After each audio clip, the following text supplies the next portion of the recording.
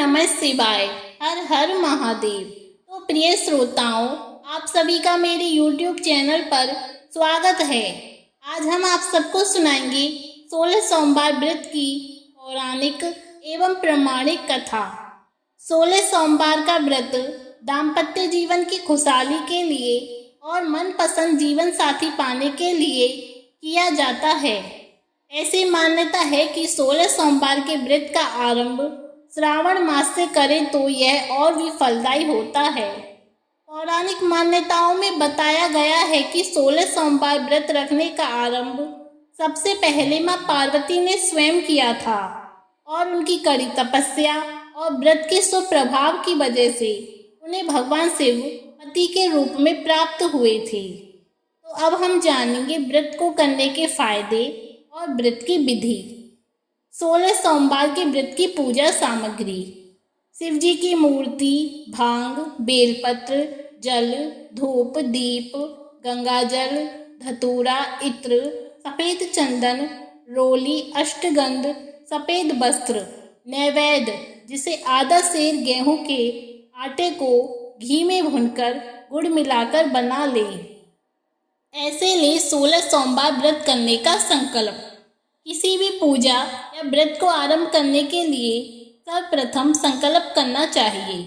व्रत के पहले दिन संकल्प किया जाता है। उसके बाद आप नियमित पूजा और व्रत करें। सबसे पहले हाथ में जल, अक्षत, पान का पत्ता, सुपारी और कुछ सिक्के लेकर संकल्प करें। सभी वस्तुएं भगवान शिव की मूर्ति के आगे समर्पित कर दें। ऐसे करें 16 सोमवार के व्रत की पूजा। हाथ में अक्षत तथा फूल लेकर दोनों हाथ जोड़ लें और भगवान शिव का आह्वान करें। हाथ में लिए हुए फूल और अक्षत से भगवान को समर्पित करें। सबसे पहले भगवान शिव पर जल चढ़ाएं, उसके बाद सफेद वस्त्र अर्पित करें। सफेद चंदन से भगवान को तिलक लगाएं एवं तिलक पर अक्षत लगाएं। सफेद पुष्प, धतूरा, बेलपत्र, भांग और पुष्पमाला अर्पित करें। अष्टगंध धूप अर्पित कर दीप दिखाएं। भगवान को भोग के रूप में ऋतुफल या बेल और नैवेद्य अर्पित करें। तो आइए अब हम जानेंगे 16 सोमवार व्रत कथा। एक बार शिवजी और माता पार्वती मृत्युलोक पर घूम रहे थे। घूमते घूमते वो विदर्भ देश के अमरावती नामक नगर में आए। उस नगर में एक सुंदर शिव मंदिर था, इसलिए महादेव जी पार्वती जी के साथ वहां रहने लग गए। एक दिन बातों बातों में पार्वती जी ने शिव जी को चौसर खेलने को कहा। शिव जी राजी हो गए और चौसर खेलने लग गए। उसी समय मंदिर का पुजारी दैनिक आरती के लिए आया। पार्वती जी ने पुजारी से पूछा, बताओ हम दोनों में चौसर में कौन जीतेगा? वो पुजारी भगवान शिव का भक्त था और उसके मुंह से तुरंत निकल पड़ा कि महादेव जी जीतेंगे। चौसर का खेल खत्म होने पर पार्वती जी जीत गईं और शिव जी हार गए। पार्वती जी ने क्रोधित होकर उस पुजारी को श्राप देना चाहा।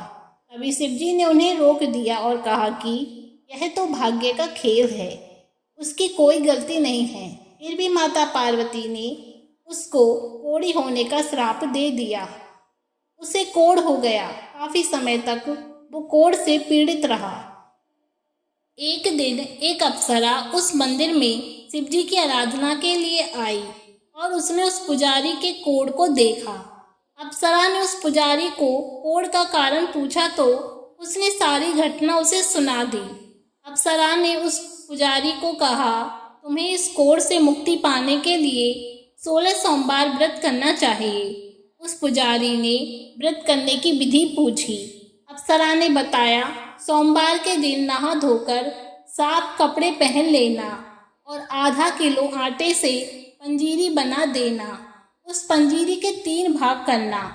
प्रदोष काल में भगवान शिव की आराधना करना। इस पंजीरी के 1/3 हिस्से को आरती में आने वाले लोगों को प्रसाद के रूप में देना। इस तरह 16 सोमवार तक यही विधि अपनाना।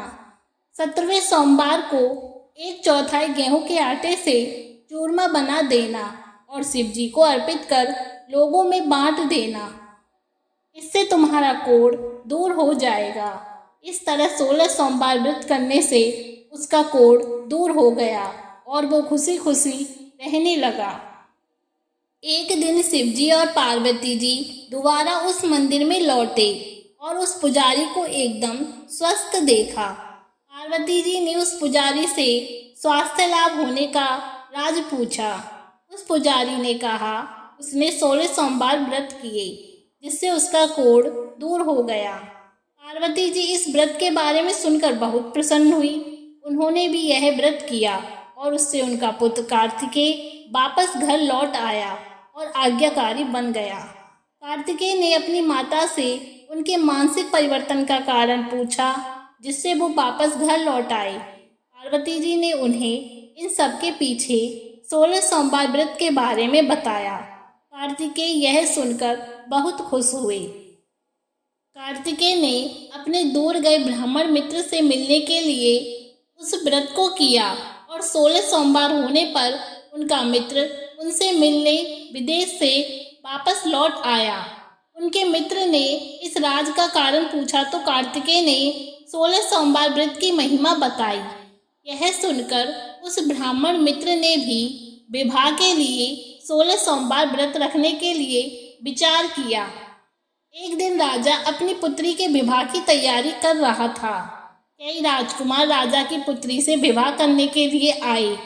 राजा ने एक शर्त रखी कि जिस भी व्यक्ति के गले में हथनी वरमाला डालेगी उसके साथ ही उसकी पुत्री का विवाह होगा।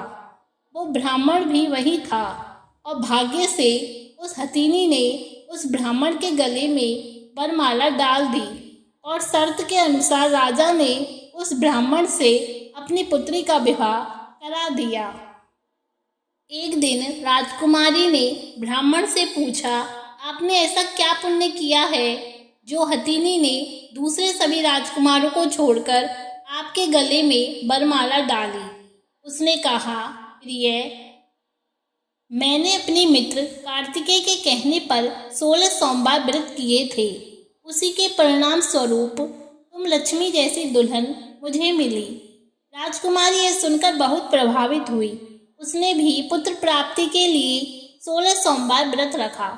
फलस्वरूप एक सुंदर पुत्र का जन्म हुआ और जब वह पुत्र बड़ा हुआ तो पुत्र ने माँ से पूछा, माँ, आपने ऐसा क्या किया जो आपको मेरे जैसा पुत्र मिला? उसने भी पुत्र को 16 सोमवार व्रत की महिमा बताई। यह सुनकर उसने भी राजपाट की इच्छा के लिए यह व्रत रखा। उसी समय एक राजा अपनी पुत्री के विवाह के लिए वर तलाश रहा था तो लोगों ने उस बालक को विवाह के लिए उचित बताया। राजा को इसकी सूचना मिलते ही उसने अपनी पुत्री का विवाह उस बालक के साथ कर दिया। कुछ सालों बाद जब राजा की मृत्यु हुई तो वह राजा बन गया क्योंकि उस राजा के कोई पुत्र नहीं था। राजपाट मिलने के बाद भी वो सोमवार व्रत करता रहा। एक दिन 17वें सोमवार व्रत पर उसकी पत्नी को भी पूजा के लिए शिव मंदिर आने को कहा, लेकिन उसने खुद आने के बजाय दासी को भेज दिया। ब्राह्मण पुत्र की पूजा खत्म होने के बाद आकाशवाणी हुई, तुम अपनी पत्नी को अपने महल से दूर रखो वरना तुम्हारा विनाश हो जाएगा। ब्राह्मण पुत्र यह सुनकर बहुत आश्चर्यचकित हुआ।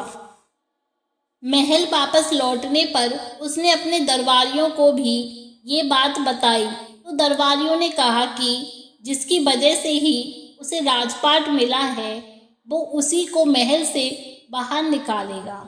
लेकिन उस ब्राह्मण पुत्र ने उसे महल से बाहर निकाल दिया। वो राजकुमारी भूखी प्यासी एक अनजान नगर में आई।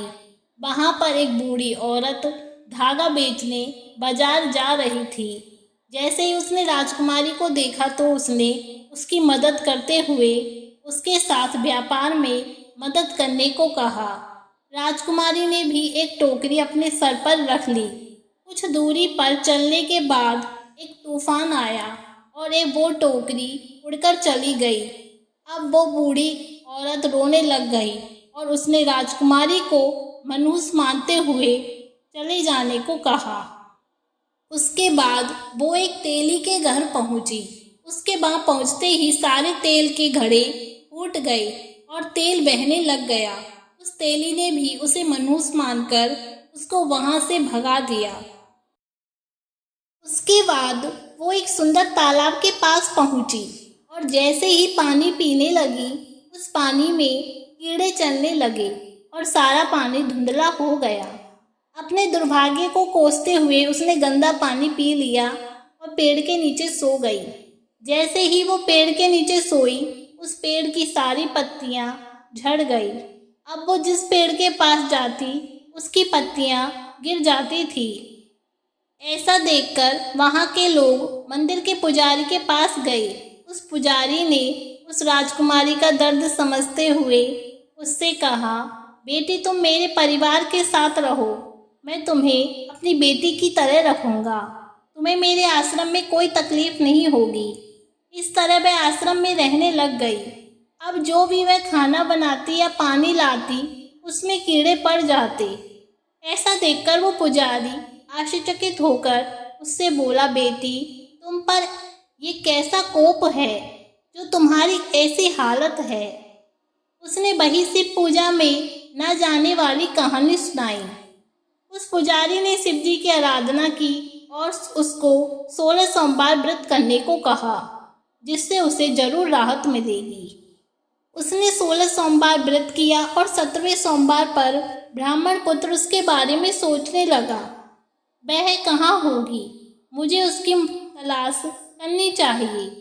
इसलिए उसने अपने आदमी भेजकर अपनी पत्नी को ढूंढने को कहा। उसके आदमी ढूंढते ढूंढते उस पुजारी के घर पहुंच गए और उन्हें वहां राजकुमारी का पता चल गया। उन्होंने पुजारी से राजकुमारी को घर ले जाने को कहा, लेकिन पुजारी ने मना करते हुए कहा, अपने राजा को कहो खुद आकर इसे ले जाएं। राजा खुद वहां पर आया और राजकुमारी को वापस अपने महल लेकर आया। इस तरह जो भी यह 16 सोमवार व्रत करता है, उसकी सभी मनोकामनाएं पूरी होती हैं। तो इस तरह हुई 16 सोमवार व्रत कथा। धन्यवाद।